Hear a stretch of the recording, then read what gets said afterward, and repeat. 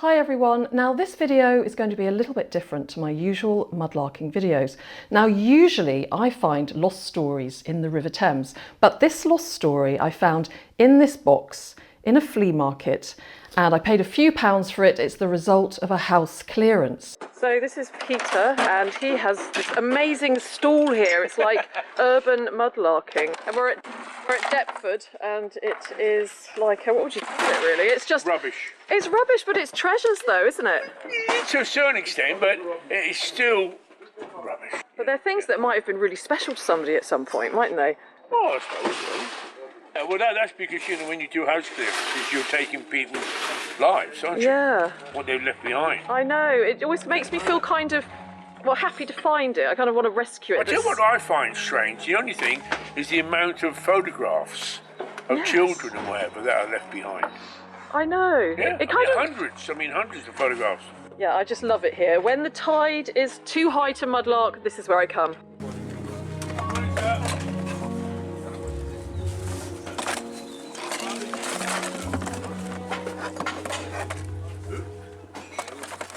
It's full of photographs, letters, diaries, and even reel-to-reel recordings.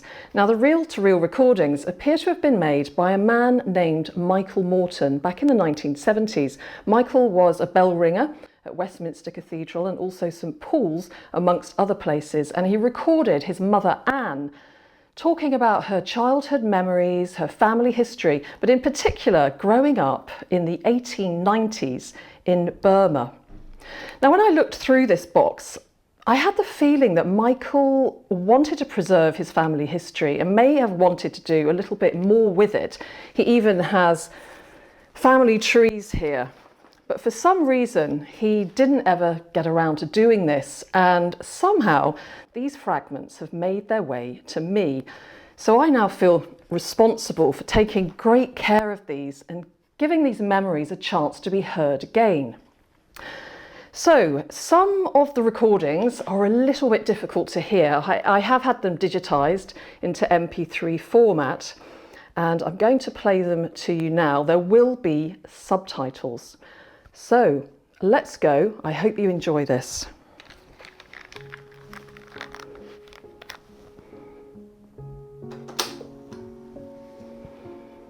Now, when I look back, I could see that my father was determined not to marry a non-English woman. And on the 1st of February, 1890, he married my mother. The voice you've just heard belongs to Anne Moreton, born Anne Farrington in 1892 in Burma, now known as Myanmar. In the 1970s, when Anne was well into her 80s, she sat down in front of a reel-to-reel tape recorder and began telling her story. A story that stretches back over 150 years to the very beginning of her family's life in Burma and her mother Harriet's previous marriage to another man, a man named George Bass, who she married in India in 1885. She had come from England to be the bride of another army man called George Bass. She was married in Agra. She had left her family in England, in London, and she came alone. And there, in Agra, she was married, and she had first a little girl called Daisy. This I didn't know for many years. I finally saw it in the family Bible. Daisy Bass. Bass surprised me. That was quite common then. This child died. And later years, my mother explained that she didn't know. The hotter it was, the less she must get into drafts. She had another child called George. And, of course, the treatment of in labour was not very expert. And after the child was born, my mother needed some medical attention. And she came back to England with her son, George, but without her husband, and went to St. Mary's Hospital to be put right. Doubtless she stayed with her own mother and her own sister, Polly, and Annie and so on. Having undergone treatment in hospital and then recovering at home in London with her mother and sister Polly, Harriet set out on the 5-week sea voyage back to Burma, along with her baby son George. She was no doubt looking forward to reuniting with her husband, but what awaited her on the other side of the world was tragedy. So then she went back, I think, after about 6 months. But during this 6 months, her husband had been sent from India to Burma. He was also a civil engineer. He was the occupying power, putting wonderful roads into the country. And on the way, the journey took 5 weeks at least. Well, she didn't know, but on the 16th of April, her husband died. When she arrived at Rangoon, she looked out of the porthole to see her husband waiting for her. She said she knew his feet and his legs, even if she didn't see his face. She couldn't see him. So she went up on the deck. And a strange man came to her and said, "Are you Mrs. Bass? Well, your husband is not able to come today, but will you come back? My wife would be very pleased if you would come back to our home, which is here at Monkey Point in Rangoon." This must have been a terrible blow to my mother, to me. She took her little boy and she went with a strange person called James Carlyle to his house in Monkey Point. And there she met Mrs. Carlyle. And there she was told that her husband had died. One can only imagine what a shock it must have been to be given this news. Widowed, with a child to raise on her own, Harriet chose not to return to England. Instead, she stayed in Burma, and there her life took a new turn. Now, the interim I don't know, except that my mother did not go back to England. And a friend of James Carlyle was George Farrington, and he met my mother-to-be at their house. And I believe that my mother was not very eager to marry someone else in the 2 or 3 months. She had a son, and I deduced this later on, but in the end she got married in Pro Cathedral, Rangoon. And doubtless my father said, "I will be a father to your child."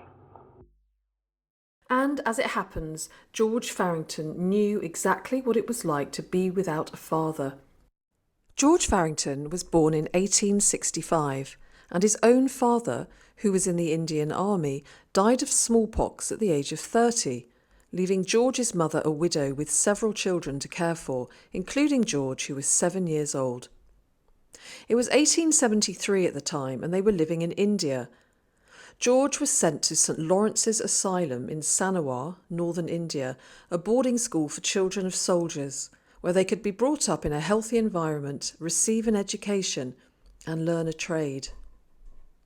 George would not see his mother again for 10 years. Here, Anne recalls how George went to meet his mother at the train station near his school when he was 16 years of age. Well, my father met his mother at the station near his school when he was 16. And he went up to the train and picked her up. It now appears that she was quite small. He was a big man. I mean, not extra big, but he must have been 5'10". George went on to attend the Thomason Engineering College in Roorkee, where he studied to become a civil engineer. Well, he stayed out and learned to be an engineer, civil engineer, at a college at Roorkee. And he learned Urdu. He used fairly competently. He graduated in 1883. Then, 7 years later, when visiting his friends the Carlyles at Monkey Point in Burma, he met the recently widowed Harriet Bass and her baby son. Now, when I look back, I could see that my father was determined not to marry a non-English woman. On the 1st of February, 1890, he married my mother, and they lived in Lower Burma. By this time, he was working, looking after bridges and roads, but he was still an army man. And he remained an army man and went up the tree until he became a major and retired on an army pension. But as a civil engineer, he was working not far from Rangoon. And so these are the events that led up to Harriet and George Farrington settling and starting a family in Burma in 1890. In 1891, they had a son called Robin, and in 1892, our narrator Anne was born. And so, out of grief and new beginnings, a different chapter opened. In part 2, Anne talks about some of her earliest childhood memories.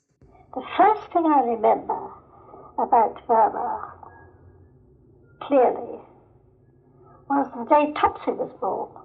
Topsy was born on the 3rd of June, 1890, at Yau. But I remember clearly the day Topsy was born, because not only was I surprised there was a baby, and I asked my father where the baby had come from, and he said it had grown like Topsy, and from that moment the baby was called Topsy. But a large snake, in fact 14 feet long and white, crawled along the veranda towards my mother's bedroom. And my father went to the end of the veranda where he had a gun stand, got one of his guns and shot this snake. And afterwards the skin of it was kept to show. Now, Anne also wrote a lot of her memories down in a red diary, and I believe it's the same diary that we see her with in the photograph, this one here, looking a little bit more battered. So she goes on to talk a little bit more about the snake on the veranda and some other creatures that she comes across in the garden in Burma. So of the snake, she says, "What kind of snake was it? I don't know, but it was 14 feet long. The usual snake was the cobra, much shorter, 5 foot, but deadly. A cobra would coil up in a round on the ground. Don't touch it. As snakes, rats, lizards, centipedes and scorpions, as well as cockroaches, mosquitoes, fireflies, and after rain, cochineal insects were so common, and every day I was never afraid of them. To prove this, I remember when Topsy was about 2, I heard her shrieking, and running to her found a huge black cockroach running up her white pinafore towards her face. So I just picked it off and flung it away. For this I was highly praised. I expect I was a smug little girl. For what was the virtue? Still, a small praising at the right moment is very valuable, I believe. It can be the turning point in a child's life or an adolescence.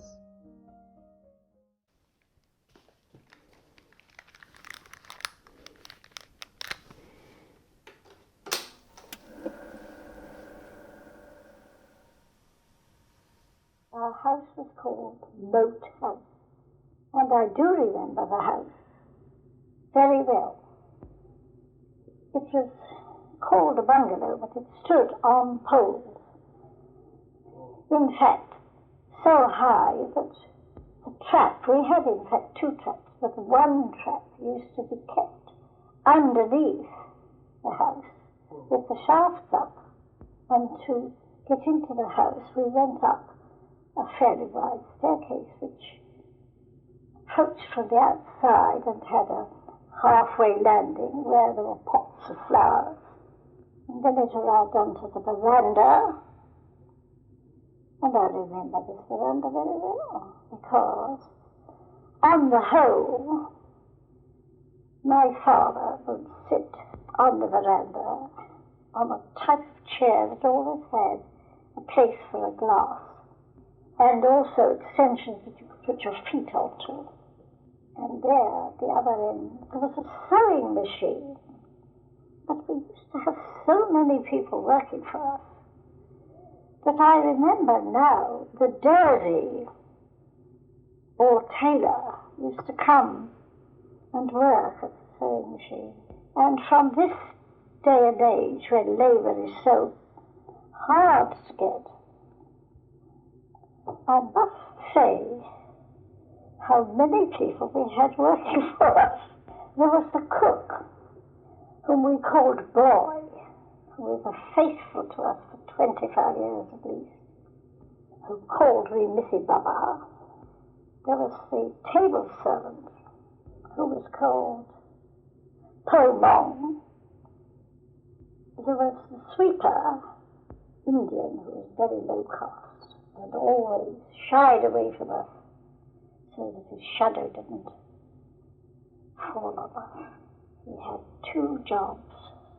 One was to sweep with a twig broom, just raise the cloud, and one was to empty the pots from the bathrooms.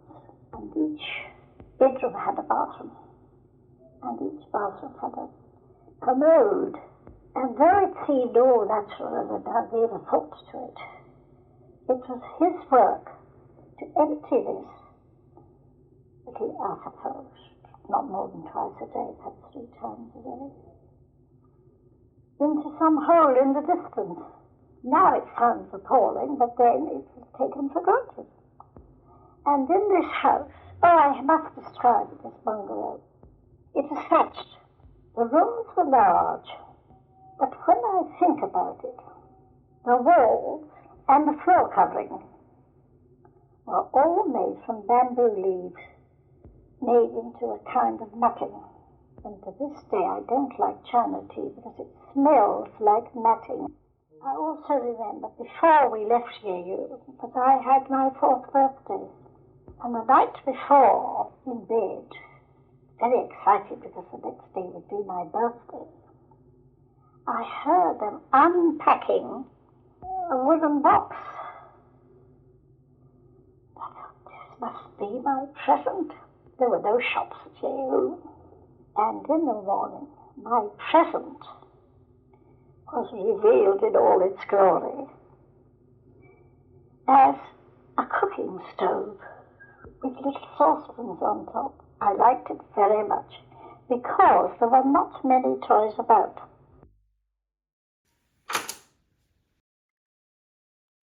Now, as well as Anne's memory of her treasured toy cooker, she also speaks about another memory here that she remembers very vividly about the family dogs.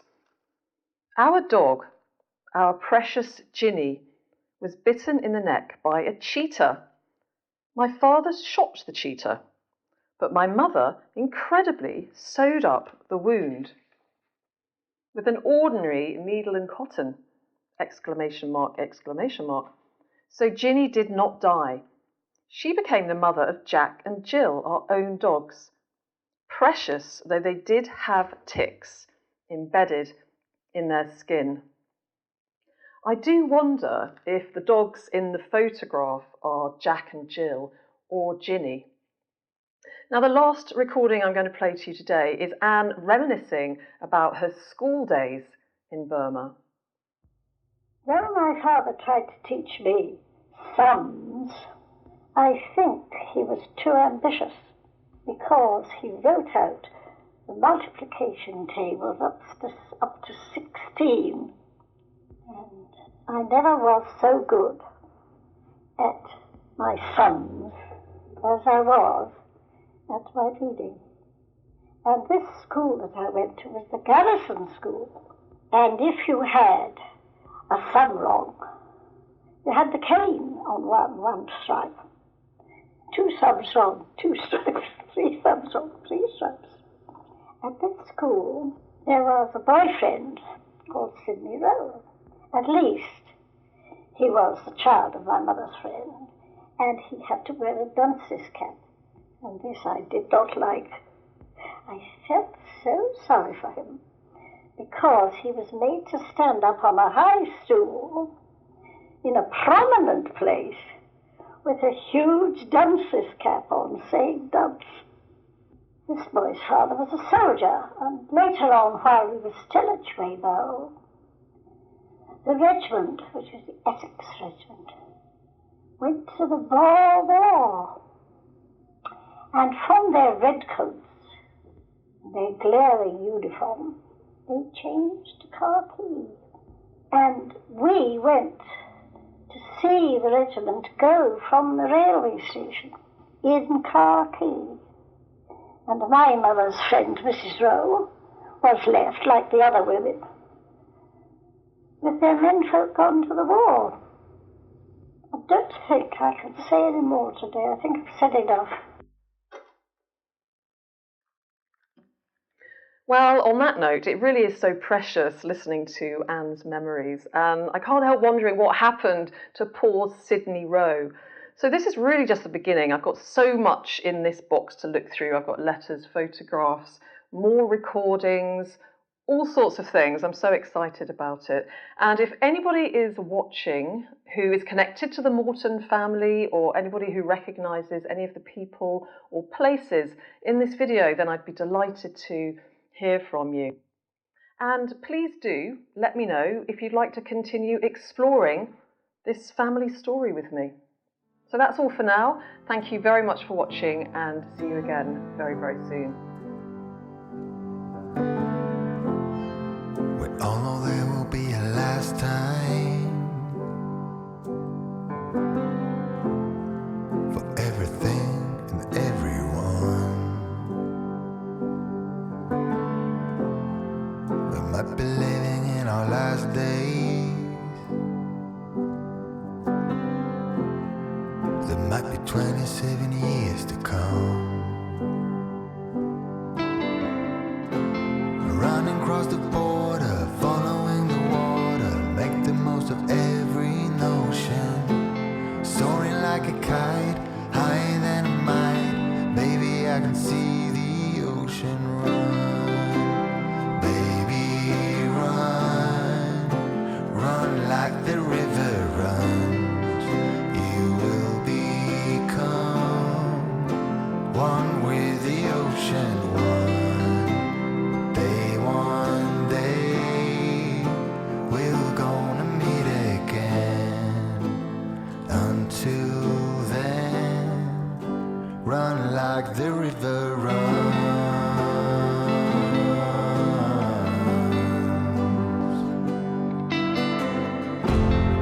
I might already spend my last dime.